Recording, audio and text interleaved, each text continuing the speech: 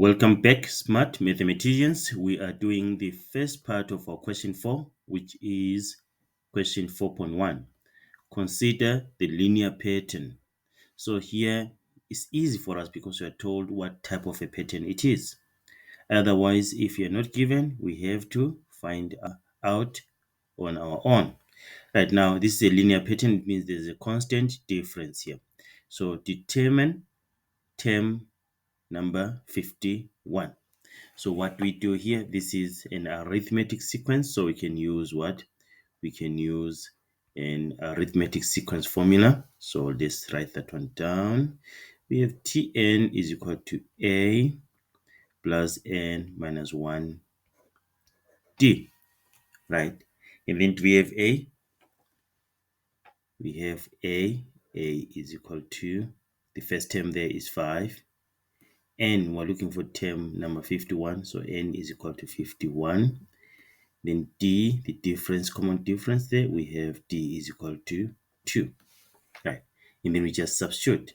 So term number 51 is equal to 5, then plus N, which is 51 minus 1, then times 2, right? The common difference, usually I put it on what? In the brackets, especially if it's negative, it may be confusing. Right, and then what do we have here? We just put this in the calculator. Just put this whole thing in the calculator.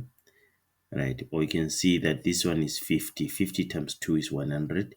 100 plus 5. So it means term number 51 is equal to 105. Okay? Right, you can use the linear sequence formula that we learned maybe in grade 10 or something. So we know that Tn is equal to An plus B.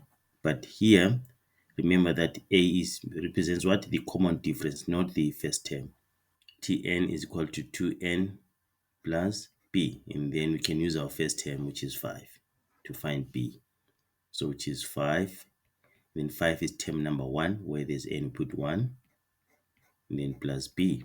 And then 5 minus 2 is equal to B. Then B is equal to 3. Okay, and then now we can say Tn is equal to 2n plus 3.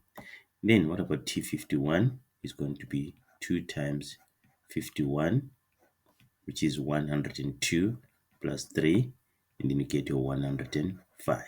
So that's another way of doing it. Okay, right, we're going to meet when you're doing question 4.2.